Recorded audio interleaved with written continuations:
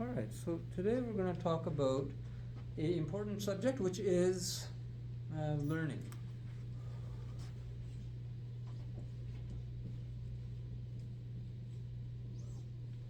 So, sikhna, learning. When we have dysfunctional lives, what do we do as children? Between particularly 0 to 25, brain's changing, you've heard that. You've also heard from, if you watch other videos, and I encourage you to watch other videos, learning slows down dramatically by the time that you're 11 years old and plateaus entirely by the age of 25. And is most intense before the age of 5. This should be part of IOP. You should tell them that. What that means is, when I talk about learning, I'm talking about emotional learning.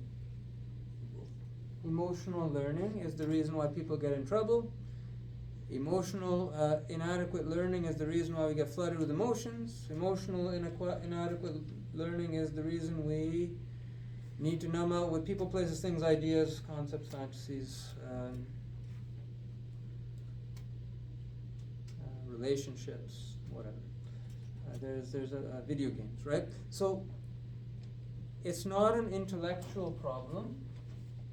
Intellectual learning happens more like this. Intellectual learning kind of starts to begin, maybe I'll draw it as a dotted line, and it kind of like increases in its speed, and then, maybe and it kind of plateaus later on in life, and kind of comes down, maybe into the 50s, 60s, right? So there's intellectual learning is cognitive learning. It's like strategic. So IQ is strategic learning. What am I going to do? What am I going to think? What am I going to say to get the objective that I want? Emotional learning is how do I feel when people do things? And emotional learning is largely subconscious.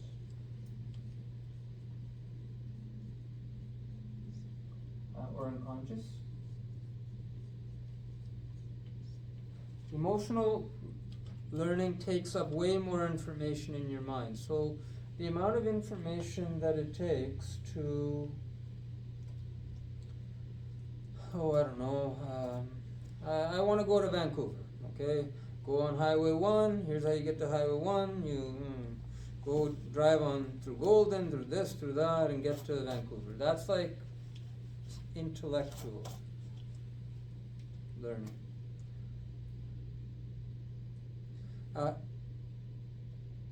That doesn't take much space in the mind. It may seem to you like, oh, you got to think it through, you got to plan for the day. But in terms of your like trillions of zillions of billions of bits of information, it takes nothing. But all the repressed emotions you have about mom, that can fill up a lot of information.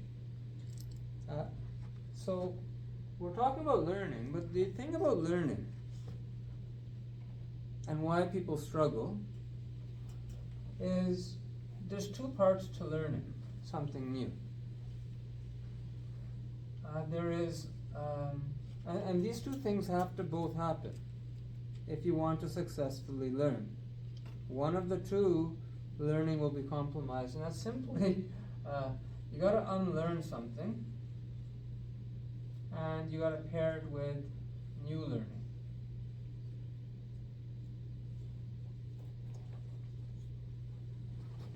So you got to unlearn and, I should say, relearn. That's why in the principles, every do has a don't. So every don't has to have a do. If I tell you don't do this, don't do this, don't do this, well, that's what your parents did. Did it work? Yeah, sometimes, with some things maybe. But generally, when we don't balance learning, don't do this, don't do this, don't do this, and don't balance it with do this instead, and here's why, and here's going to be good, then the whole of the subject does not get learned. It compromises learning efficiency. So every do has to have a don't. Don't do drugs. Yeah, I've done that. I'm a doctor, Buddy, you've overdosed 7 times. You almost died 7 times. Your brain's like not going to tolerate all that injury. Stop doing drugs. That's what doctors do in the hospital. It's true too. Just doesn't work that well. Because the people they say, whether they say it or they think it, they say, well, doc, how do I deal with all this pain? How do I deal? I can't sleep without drugs or alcohol. I can't. One person the other day is addicted to toxic relationships. I can't function unless I'm in a toxic relationship. I can tell her, don't go home to the guy that beats you, but you have to pair it with, what do I do instead? Learning works best when you unlearn something and at the same time relearn. This comes from trauma therapy. In EMDR, we unlearn the negative belief system, and then we install a positive cognition in order to complete the learning circuit. So, unbalanced learning. So here's a good example. You read a self-help book, okay? How many of you have read self-help material? On the website, on your own, you read a book, you did this, you did that. How many of you read stuff? Yeah, lots of stuff, right? So you added new information. But did you unlearn some of the old information? Did you engage in a process? Because if you didn't, it didn't get done. In the West, it's like an epidemic of self-help books. YouTube videos like this, everywhere, right? Like people just do this, don't do that. It numbs you out. There's so much self-help out there. And so the problem is you have to engage in a process. If you want to unlearn something, there's a process. There's many processes to do that.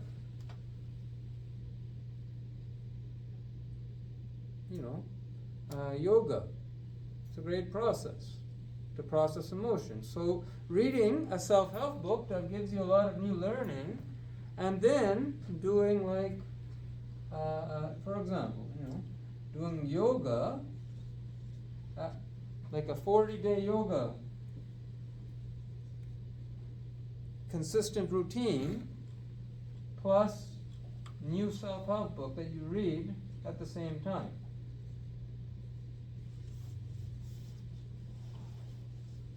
You should try it. Do 40 days, or just try reading a book, any random help book, and then after you're done reading it, think about how much of your life changed, and then go and read another one, or read the same one again. But this time add something like this. Anything, like some new exercise regime. Go see a counselor or something in addition. And see what happens. Does your life change? This is just the basics. This comes from yoga, actually. The yam and the niyam. Things things you shouldn't do and the things you should do. It's very important. These are two of the 8. In the West we're all about yoga, vulture pose, and like all these crazy poses, but like that's only one of the 8 sections of yoga. There's 8.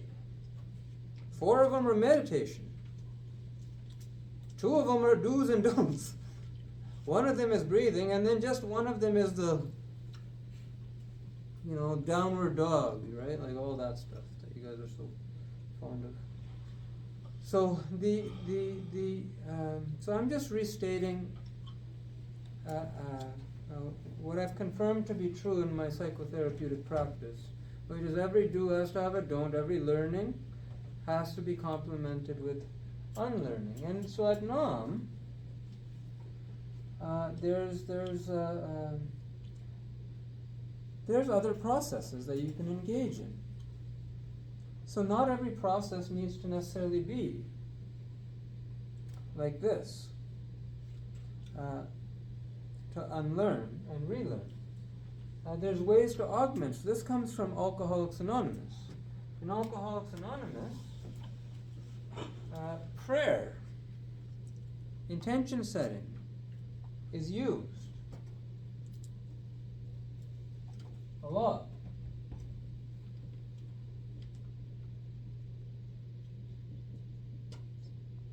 To do the unlearning, because the unlearning is hard.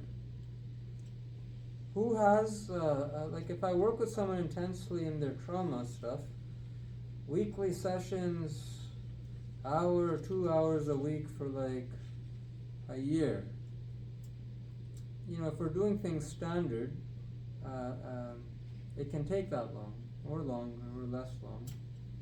If we're just working through things as a therapist and as a client. That's how long it kind of generally takes to work through serious stuff, where we complement learning, unlearning, mainly in session. But the world doesn't have enough therapists. People don't have enough money. People can't afford it. People won't afford it. They afford their alcohol and their drugs.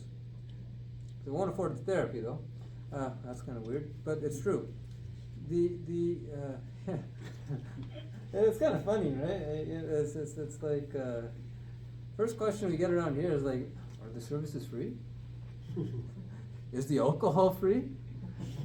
Are the drugs free? Is the time off of work that you're not getting paid for, is that free? It is free. We do make it free. We make it free just because it's easier that way. But the point is, there's processes that you can engage in to unlearn that are more that are efficient. And so in AA, what they do is they use a lot of prayer. So there's a part in AA where they for example talk about relationships and sex, and they're very clear in AA when they talk about it that there's a lot of opinions on sex, there's a lot of opinions on the do's and don'ts, and they're very wisely, they just say we take ourselves out of it. We don't want to comment on people's sex life. We don't want to comment on what they should do, what they shouldn't do, and who they shouldn't do it with, and we don't want to be involved in that. But they don't ignore it. What they say instead is everyone's ideal sort of state with sex. And when I say sex, I mean how many times a month should you have it? How many? What's right? What's wrong? What's like helpful? What's toxic? It's different for every person. And so what they say is they know you have to unlearn something. There's obviously something toxic happening in people's relationship life that is driving stress, that drives addictive coping, but they can't get into the details of it with every person, because that requires a therapist for every person, and not everyone is going to have that, right? So how do they get away with it? They use prayer. So and then the prayer is kind of simple. It's kind of like essentially,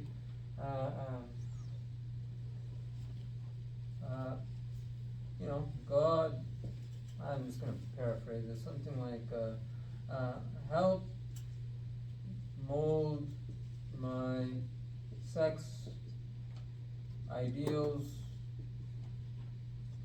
to the best possible. Something like that. Okay? They have a prayer for this uncomfortable subject that everybody is going to be different. And remarkable things tend to happen when people start doing this. These weird things start to change. Because prayer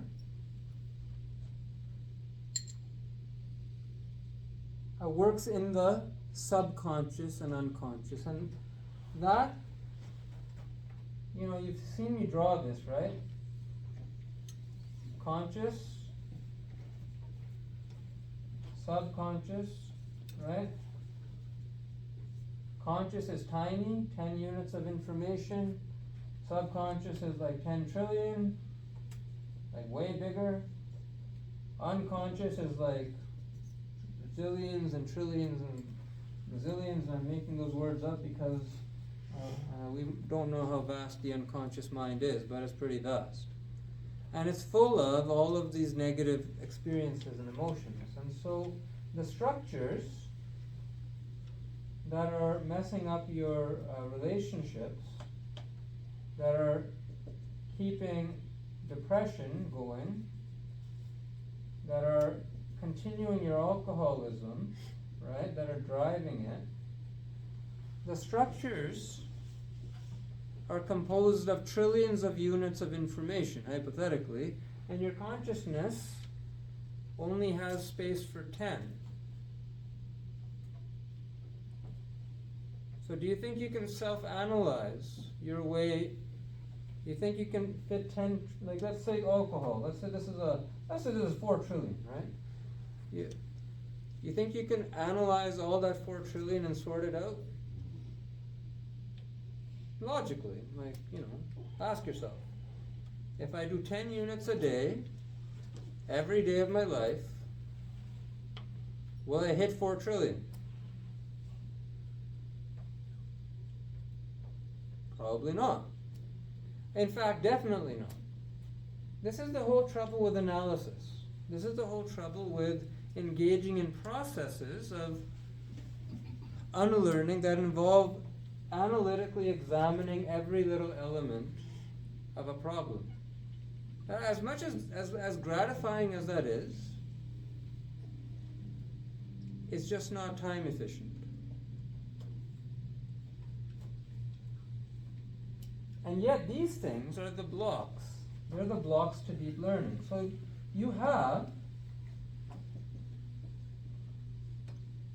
the blocks to deep learning are subconscious and unconscious.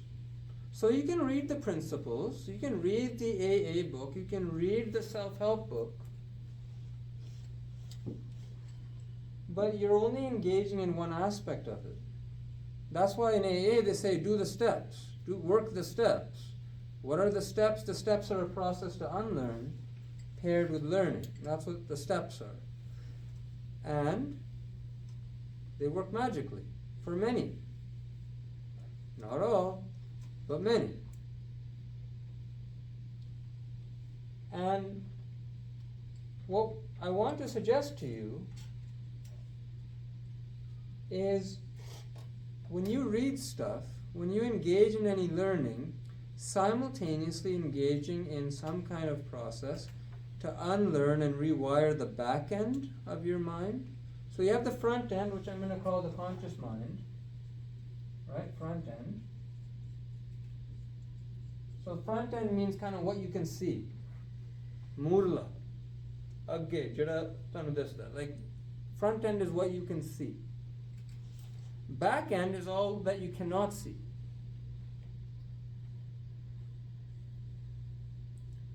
So I can see all of you in this room, but I can't see anything outside of these walls. I can't see underneath your chairs. I can't see behind you. I can't see on the other side of that wall, and I can't see anything else in this atrium or in the city block. So I can't see much, really, of what's going on right now. That's true outside, that's true inside. And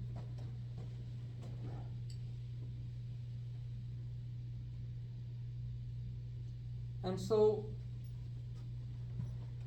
dealing with the emotional damage that is caused by inadequate learning when you had the capacity to do so, which is between 0 and 11, disruption, trauma, requires a process to deal with subconscious things. It requires a daily practice. It requires a daily attention, because it doesn't matter what practice it is, subconscious methods like meditation, prayer, all these intentions, they're skills. Let's say I give you like an $8,000 drill that works really, really good to, I don't know, drill things in construction industry. Do you think you can use that any better than like a $100 drill? Will you be able to even tell if you've never like used a drill before? Or like a hammer, a real special hammer that has lots of little, will it matter to you? If it's like, if you've only, like if you have no practice with the instrument, will it matter if you have an expensive instrument? If you can't walk 5 miles, you know, and I give you like a fancy walking stick that has like all these little, you're not going to benefit, right? The daily practice perfects the tools, because you need good tools to do subconscious work. Praying. You need attention. You need composure of mind in order for your prayers to become powerful. If you're always praying, but you're always distracted, it's not going to be as powerful. So daily practice will help strengthen your subconscious kind of process. And there's one thing that I encourage you to try, and I'm gonna it's something that we've done here, and it's in this context actually. This is the theory behind this. So I'm just gonna put this close by so that maybe the people on the screen can read that. So this is you can read these words. I'll read them.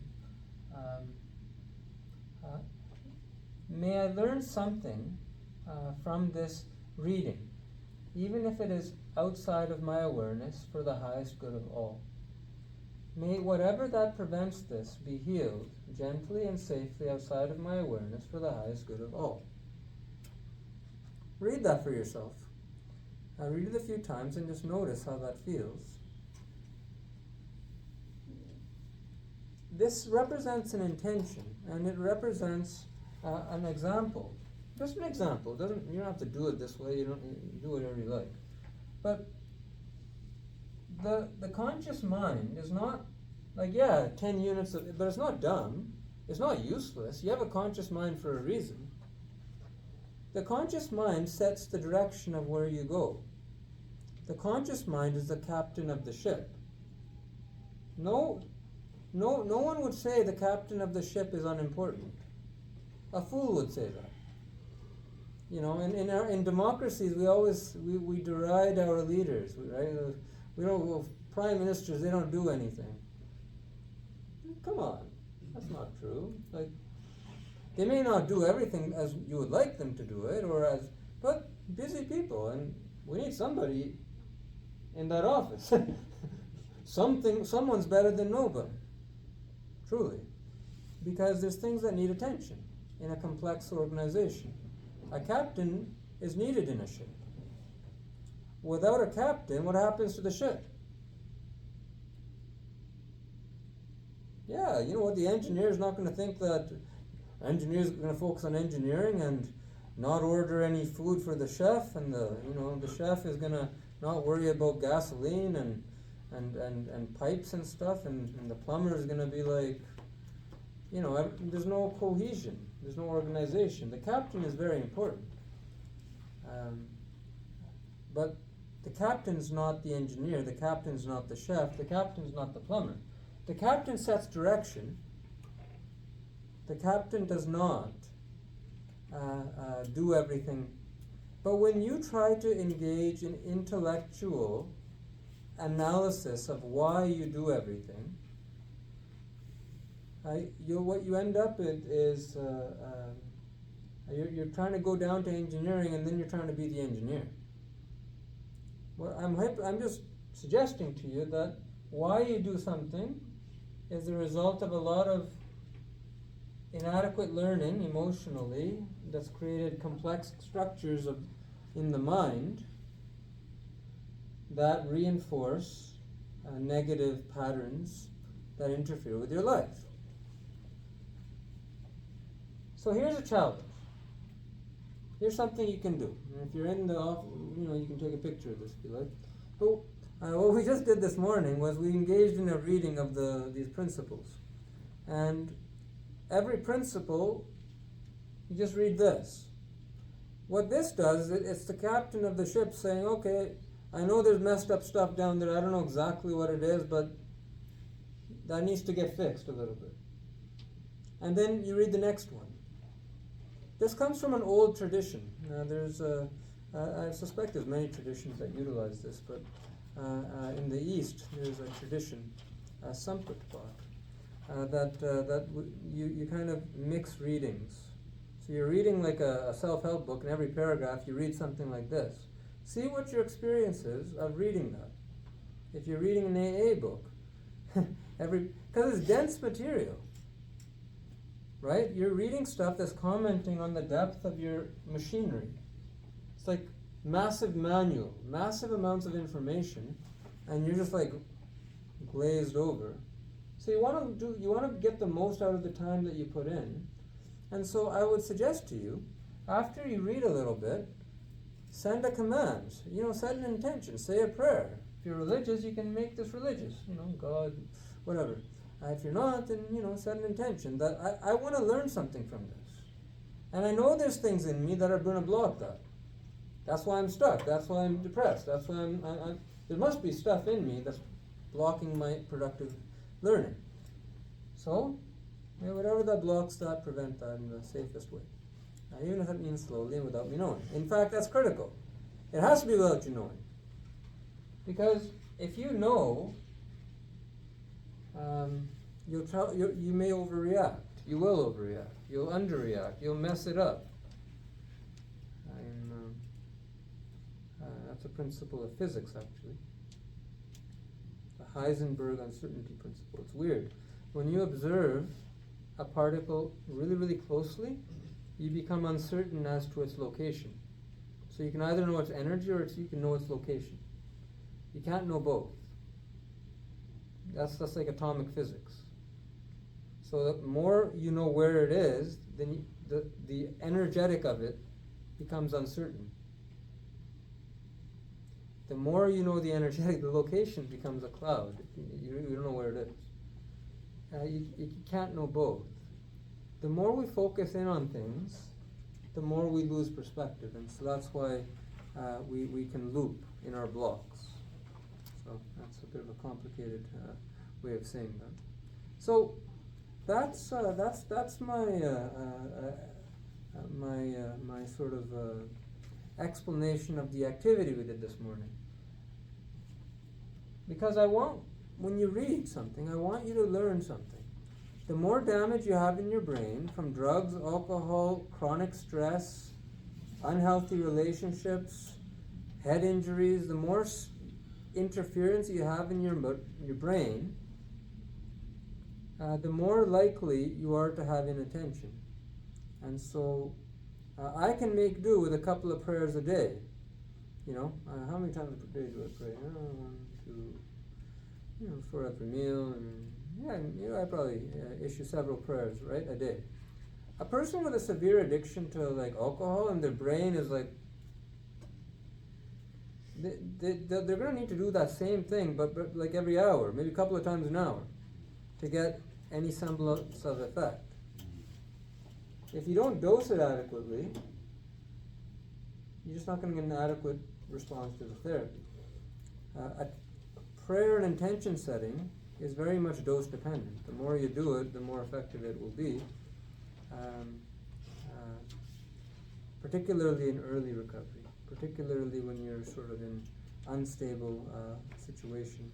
So when you're in that and you still want to improve, then this is something you can do. You're reading a self-help book, but you know you're distracted, you know you're not. So then doing something like this, you may find that you can get a little bit more. But what you'll find is you get very tired very quickly. But that's good. When you get tired this morning, that's because learning was happening.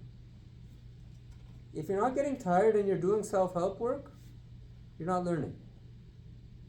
This morning I was like struggling to do my prayers because the prayers were changing something. And as soon as I stopped, I was alert, awake, and good. That's just how it is. When you start changing brain neurobiology, you will feel fatigue. And you will need to push through that. And if you do, you level up. So that's what I have to say on this subject. Longer than I would have liked. It's all good. So, questions, comments? Feel free to be skeptical. And if you're not into religion and prayers and stuff, watch any of my other videos. I'm very direct on that kind of thing. Most people who have a thing against religion and prayers, they usually have like some uncle or dad or mom was a jerk when they talked down about religion, or they were religious but they were jerks, and something in their life has interfered with their capacity to connect with stuff. And I say something simple to that. It's like, haven't they taken enough from you? If you had a rough childhood, your parents have taken enough. You're going to let them take away this too? The opportunity to connect to the universe? It's worth it to resolve your phobias. It's worth it to resolve your traumas around spirituality. And prayer, the reason we like prayer is when you're dealing with very large numbers, trillions and zillions of zillions, tapping into infinite energy sources is helpful. If you're not into prayers, then just intention setting. Just do it like that, in AA, they actually have a really cool thing. They say God of your own conception. So anything outside of yourself that's not you. And it's really interesting because it works. It works because, you know what, some people think it's silly, but if you surrender to this marker, and you may think, that's dumb. That's not God, right? That's kind of dumb. And some people may be offended. How could you reduce God to this marker? Right? Offended. Maybe I've offended some of you. I assure you, God is this marker. And everything else. But if all you can do, if that's everything else, all you can do is say, okay, marker, I can't fix my problem, maybe this marker can. The nature of infinity, and you may laugh at that, you may say, well, I have a more developed, sophisticated conception of God. I would suggest to you that you're not much more sophisticated than that, because you're a finite pea brain comprehending the infinite. 10 isn't so different than 100, isn't so different than 1,000, isn't so different than 100,000, isn't so different than 1,000,000. And the 1,000,000 may look down on the 10, say, but everyone's got to start somewhere. So that's just my gentle comment on spirituality. So that's true. People who are willing at least to admit that they can't themselves fix their problem. I'm not just talking about addiction, I'm talking about whatever your problem, complex marital problem, complex whatever. What's important is that it be of your conception. that you feel like, yeah, you know, something outside of you that you're comfortable with. And if this is an extension of God for you, and this is all you can tolerate, I assure you it's enough to start. Because infinity, if this is the gateway to infinity for you, infinity is a very big number and it works very quickly. So that's kind of how that works. It's a bit of an aside, but it's, I do that with these things. Questions, comments about any of this? I'm going to do this again in Punjabi, but in the next video. Questions or comments? Infinity. Have I offended you? Infinity means we'll never see the end, right? Yes. Beyond conception. That's the nature of affinity. And whatever you call that, right? Nature, universe, whatever. What matters is can you believe it? And I was looking at the stars, you know. Did you know there's suns that orbit each other? And did you know there's like planets that orbit these like, and there's like black holes that like are in close connection with each other, and they're like, if you don't believe in like organization of the universe, just like do a bit of astrology, and you're just like these crazy amazing things. Pulsars, like in the stars, like there's like are two paired stars that are so close together, they suck each other's energy, and then eventually one blows up, and then when it blows up, the other one sucks all that mass, and then it blows up, and then it sucks the other one. And they're like spinning around, and then like there's these like planets. Like, what the heck is this? It's crazy. It's majestic, you know. And you know what? If you find majesty in that, that's an example. Even if you're like straight up atheist, there's no God and nothing. If you find majesty in that, inside that feeling of majesty, inside that feeling of wonder, is that little marker, and that's a start. You can surrender to that. You can call that up. You can feel that. And that can lead you on your journey to healing the messed up constructs that are blocking your learning. So that's my comment on that. I'm going to take other comments, and then we'll come back to you if you have other comments, questions.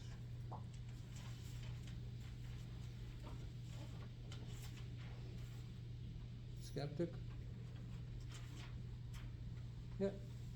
So in IOP2, awareness is the goal. So how is it, and then in the prayer, you're praying that I don't need to be aware? Yeah. Awareness is great question, actually. Awareness of the reality of the situation. So when we are not aware, we are walking blind, and when we are blind, we may be going in the right direction. Good chance we're going in the wrong direction. And so that's the trouble with when you don't have like a map to navigate healing. What most people do to navigate healing is they go a few steps this way, nothing works, so then they backtrack, they go over there, nothing works, so then they go, and then they spend decades just wandering. But if they ever just actually had a map and spent all that effort walking in the right direction, they would have got someplace. Heck, if your destination is Vancouver, if you just walk, and that's like west from here, if you walk east long enough, you'll get there. Take a while. Maybe a boat ride or a couple, you know, like, but you'll get there. But if you walk a few steps east, and then this isn't the right way. You walk a few steps west, that's not the right way. You walk a few steps north, not the right way. Walk a few steps south. You can spend decades spending that same time and still be the same distance you were. So awareness is awareness of the issue, awareness of the nature of the issue, awareness of the principles of how healing happens, awareness of the nature of traumas, awareness of how it affects you, awareness that there's a complex structure inside you that is largely outside of your consciousness. That can never possibly be entirely examined. That's a direction. So that you concentrate on your efforts on things that can affect this. Somatic practices, for example, can affect. Like things that embody you, things that work your body. Yoga, together with any therapy regimen, will be better than a regimen that's just purely talk. So these are the kinds of awarenesses a person needs. Awareness of exactly what their root issue is a needle in a haystack. So that's what I avoid deep exploration of. That's awareness of the simple principle of hurt people hurt people. The more you ask why, the more you suffer. The more you focus on the process of healing, the systematic daily process of learning and unlearning, which is what self-therapy is, right? Then you just so, and the concept of surrender, which is like that's not a nom thing, right? Like everybody knows this. Like every self-help book I've ever opened talks about surrender, right? Surrender of control. What is that?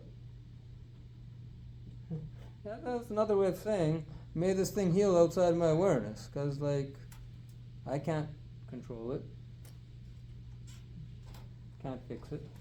If you could have, you would have. You couldn't, so then you seek help.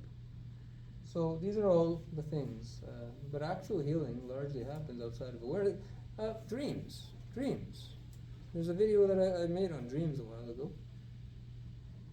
You're not aware of most of your dreams. Yeah, you may remember a figment, but you don't know what your brain's. Did you know your brain is way more active in dream state than it is in awake state? So it's like taking massive sedatives. A person in recovery said to me, I learned a profound truth in recovery.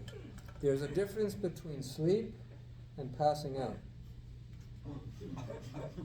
It's profound, but it's true. Because when you pass out from you're not sleeping. You're like passed out in a bed. Your brain is less active. You shut down the self-therapy process, which is dreaming. All that stuff, that's why time skips, right? People with 20 years of passing out will say, man, I was 20 just like yesterday. Time real flies. Yeah, time flies real fast when you're not learning nothing. Right? Time it'll leave you just like that. Because there's no learning. So every day is a repeat. And what do we do on the drive home? We've driven home 100,000 times. Same route.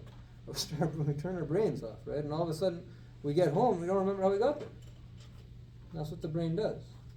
So when you stop learning, you start autopiloting your life, and then time compresses, so that you are,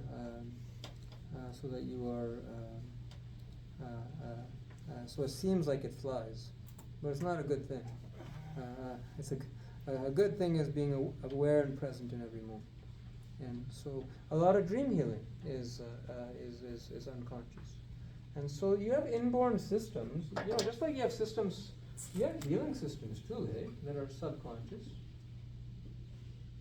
But they've been rendered inactive by all the trauma and these systems develop, between 0 and 11, right, to process stress. So those systems, they need a bit of activation because they're isolated. They're not working on their own, right? So the captain may need to be a bit more directive and be like, hey, get going. Maybe do that a lot more and sort of kickstart the process. That's another way that one may understand some of this. And those systems deal in a lot of information quickly, just like wound healing. You have like wound healing of your hand. It doesn't ask you. Imagine if you cut your hand, and every 30 seconds the wound stopped healing. It's like, hey boss,